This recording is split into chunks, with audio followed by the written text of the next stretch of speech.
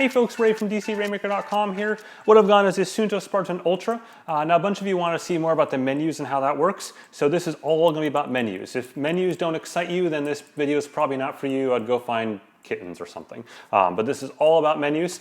So it's divided into basically three parts. The first part here, I'm going to go ahead and basically do a close-up and just walk through the menus, how it responds, the display, the touch, all that kind of fun stuff.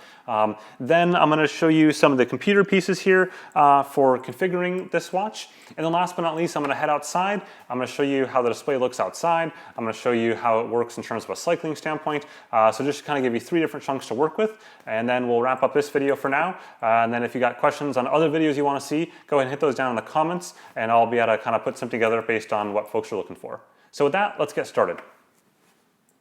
Okay, so here's a close-up of the watch. Now this is the default watch face that comes on it. So you can see the Spartan right there in the middle. Now you'll notice right now that it's a bit dim, but watch, as soon as I tap it, the light turns on. So that goes ahead and automatically turns on anytime I interact with the watch itself. Now by default, if I had left this on my wrist for, I don't know, 5-10 minutes, like I was sleeping at night, for example, this won't respond automatically. You have to actually press a button in order to turn the display on, which is a good thing because otherwise, you know, you'll just burn through a lot of battery and whatnot by having the touch display always respond immediately. So with that, obviously it is touch, so I can swipe up and down. It takes a little bit more swiping, or swipage, I guess, if you will, than I would have thought compared to some. I found that it's honestly just quicker to use the buttons. So the buttons allow me to go up and down through the menus. So if I start on the home page here and I go down, I get to activity. I can then tap that and go from steps to calories, tap it again, and I believe I get distance. Just goes back and forth between steps and calories. I'm going to go down. Now I get the training hours per day, and then I can go down to recovery hours. So I've done a bit of riding this morning, for example, and then I don't think I can, I can't swipe anymore there, and I can't go right. So in a lot of pages, the way it works is up and down, and then right kind of goes into a page or into a setting detail. So if I go up again, I can change this training 4.8K. I was doing some test rides outside that I'll show you towards the end of this video. And then back up again, you can see I just iterate back and forth. So the same kind of a swiping left or right. Now I'm back at the home screen. You can actually tap this right there, and you get the altitude right now. And if I tap it again, there we go. It can iterate through basically my step progress of the day. And I believe that's I can't quite tell what that is from here. And on the left-hand side there, I can't tap that to change the time or day, just in case you were curious. Now, if I go and go scroll up, I get to the different modes. So there's exercise mode, navigation, logbook, stopwatch, and settings. So we'll start with exercise first, and I'll kind of work my way up. I'm going to go ahead and I can either tap this to enter it in, or I could have just hit this button right there. I can now have all my sport modes, so you can see as I swipe through them, it's kind of hard to do this without blocking your view of the camera. There's all the different modes that are on this watch. So I'll show you these on my computer in a second here. After this section, just kind of show you how that all works, but you can see I can iterate through them. Note right now where it says like basic versus not. I think if I can get to cycling on here, it'll show me the one with power in it. There we go. So these are different power modes. So you have cycling power, different sport modes within cycling and cycling basic. So the same sport mode, basically variants of that depending on what sensors I have, which is kind of cool. So if I were to go down to power, I can go click this here, and this then gets me to start. It'll then start searching for my heart rate strap. There's that little heart rate symbol up there. I've already prepared that, but it's not on me at the moment. I can go down into the options, and this is where I can go ahead and choose, for example, targets. I don't have any on this right now, so I can't choose that. Let me get back. Let's see, go back up. There we go. And then if I go to, so this is sort of the challenge here, is that sometimes the display is a little finicky. I want to go back and down to route. And again, if I had synced routes to this watch, then I would see those routes right there. So it's a really quick and easy way to get to the routes that you want. I'm going to go ahead and swipe back and then up and then back out again. Let's see if I get, there we go. Okay, so back into running. Now here I am at the start page. I can go ahead and just simply press the start button there to begin it. It's going to go ahead and start it, and then now you see the timer there. If I had a heart rate strap on, this would be, I believe, the speed there, distance, and so on. And these are different pages. There's my, for example, the splits. So I can go ahead and hit that down here. This should be my split. There we go. Trigger a split, and then it would show that in that summary page there, which is pretty cool. and I haven't really gone anywhere, so it's not really going to show anything. So I can then press a stop button right there, and I can go ahead and end it or resume it. In this case, I'll end it.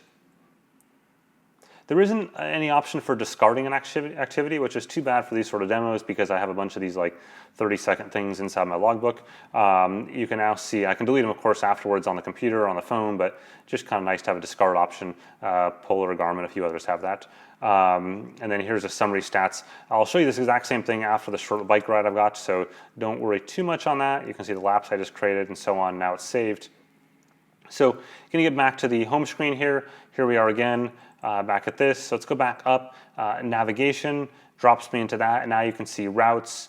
I don't have any loaded, so you're not going to see any there. A compass, navigation settings. So here's basically calibration of compass related settings, and I'm going back.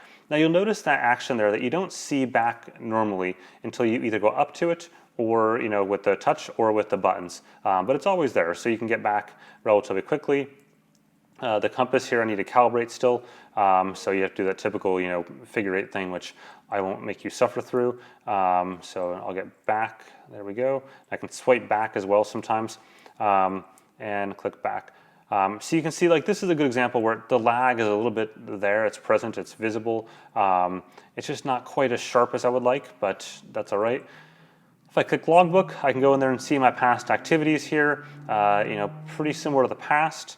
I go down here, come on, back, there we go. And again, there's that delay that you tend to see. The stopwatch mode and settings. Let's talk settings. Settings are more fun anyways. So in general settings, I've got the date and time. This is where I can go ahead and set different time zones if I want to, dual time zone, etc. Now, this is sort of an interesting approach. They basically divided up the whole world by continents, which is kind of logical. Except then you usually get with like time zones. For example, if I set the Americas, I would see Eastern, Central, Mountain, etc. Instead, I get the name of cities, which in theory sounds good until you have to find the city like, let's say the West Coast, Los Angeles. And you're sitting here going, okay, where is Los Angeles or Seattle or something on the West Coast? And you're like North Dakota, 3 different times. I can't find Los Angeles. Like it's not there. Or San Francisco, or really the big cities that you expect. So it seems like a good idea, but in reality, it's honestly really frustrating. I just wish they would have simple plus or minus 1 hour time zones. I mean, after all, this is like a $600 watch. People know how to do time zone offsets. Anyways, back. Languages here. Okay, so sorry about the new camera angle. My camera crapped the bed and basically at the language part here, so I'm going to go ahead and restart from right here. So I'm going to go into languages, and I will go ahead and allow you to see all the languages on the units. That's the top of the list, and we can scroll down. You can pause and see if one of your languages is in this list here. Now I can swipe back, and I can change the units from imperial to metric depending on what your preference is. Again, swipe to get back.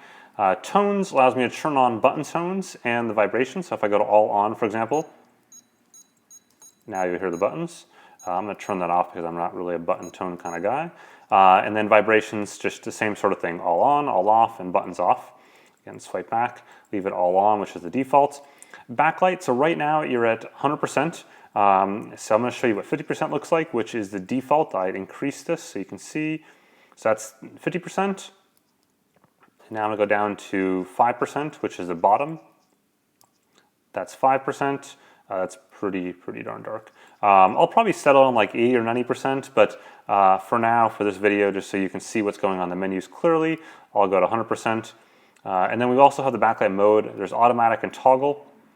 Automatic is going to respond to interactions on the watch. Toggle is kind of an on and off sort of thing that you'll manually control. So personal is simply your gender, weight, and birth year. That's it. So just kind of basically for calorie stats pretty much. And then about is going to give me information about the different firmware versions on the watch. I just updated the firmware in between the camera crapping out and now. So there's really nothing a noticeable difference except for the steps reset because it doesn't sync that back from my account. So in addition, as you'll see right now, there's no sensors paired anymore. So I compare sensors here. I compare heart rate, bike, cycling cadence, and power and foot pod. I'll show you in the cycling section. Those will all be paired, and they'll be listed as powered or paired devices. And you also would see my phone would be paired there as well, but again, the firmware update reset that. I think that's not a normal thing, it's just because it's still a bit of a pre-production firmware that it did that. Reference altitude allows me to specify that if I wanted to here, the altitude right now that I'm at, to use that as kind of my reference. And then navigation allows me to go and calibrate my compass. I haven't done that yet. I'm going to talk about that in my next kind of navigation sort of video. And then notifications here. So really simple, on and off. That's all there is. Nothing special there. And watch face allows me to go and change the watch face. So I'm going to show you this watch face. You haven't seen this one yet. So there we go. It's one of the watch faces that we have as an option. If I go back up into settings real quick, I'll go down to watch face. Oops, that was in down the bottom here. There's a couple more you can choose from. That's the bottom of the list, and that is the top of the list. So swipe back. And last but not least, airplane mode. Simply enable and disable to shut off the communication stack to make airplane peoples happy. Just do a bit of a brief run through on the Movescount site itself with the Spartan Ultra. You'll notice it's a little bit different. You know, obviously you've got the actual watch up here, the diagram, but you'll see that in the different sport modes now that you can add to the watch itself. It's quite a bit different. It looks different from an icon standpoint. You can see over there the ability to use and watch is just right there. And then, you know, you can go down to each mode. I can add an activity if I wanted to there, and go ahead and choose from the list of activities. So there's quite a few to choose from. I mean, like a crap ton to choose from, golf, for example. And most of these are really about, you know, specifying data fields and calorie burn more than they are necessarily about understanding golf, for example. So you can see all those there, all the different ones that are loaded onto the unit by default. There's just really a ton of them. I've then got routes down here that I can add. These are routes that I've created in Movescount itself. So you can see the name of the route, and I can choose use and watch to go ahead and name something or to enable it on my watch itself, and then it flicks that over to be the blue there, which means that it's enabled. I could also delete it or edit the route. We get into general settings here. So backlight mode, for example, is automatic or toggle. Automatic means it's going to change the brightness when I go ahead and tap it. So watch that. So you can see it turned on the brightness there. Versus toggle, we'll go ahead and basically you have to turn it on and off to do that. And backlight brightness, 50%. I've changed it to 100%. It didn't seem to make too much of a difference, to be honest. Tones and vibration, by default, the tones are all off. Vibration is on for everything, all the button presses. And then we go into unit settings, typical imperial metric right there, date and time, preferences, and then down to personal settings, just my basically height and weight and jazz like that. So I think that's all the settings that we've got here for data. Let me just get back to the top sport modes, and yep, that's pretty much it. And at that point, you're back down to the standard, you know, Movescount settings for overview on activities and whatnot. So there's kind of a quick look at that. I will briefly crack open, let's see if that running one right there, just to show you what that looks like inside of that. So you'll notice there's different modes for running now. So this is something you'll see in a minute when I show you cycling, where I've got basic and then power and then without heart rate. So different modes can basically specify whether there's different sensors attached to it. So I have a power meter, it's going to go and show me power, for example, but not without power. So that's kind of cool. It allows you to go ahead and to basically edit different fields as opposed to being, you know, entirely different sport profiles depending on what sensors you have. Okay, so moving on to the ride portion here. We're riding about 16 minutes. Just to give perspective on the weather or whatnot, it's if I get the focus there, so it's kind of overcast, just sort of blah, a little bit of clouds here and there, or a sun here and there. I'm standing kind of in the shade a bit, but you can see the dividing line there. So back to the watch. Okay, so it's actually pretty clear right now. It's pretty easy to see in this sort of conditions. It's not too hard. I can swipe right and get to the next page. So I had a power meter connected. I've got, which one did I connect? I connected the stages down there to this. So I've got stages. I have a Bluetooth smart heart rate strap. I believe it's a ticker right now. I can swipe again. So on this screen, I hadn't really customized the bike pages that much, to be honest. I just sort of went with it. I was testing something else. This kind of came along for the ride. So I can't swipe up and down right now, just left and right. I believe I can go, there we go. I can hit the lap button there. It's got the lap marker. The upper button there, hit pause, resume. Go back to resume. This right button there just simply iterates right and left. So it's a little bit faster than you know, swiping if you wanted to. So I'm going to go ahead and end my ride now. So there we go, end.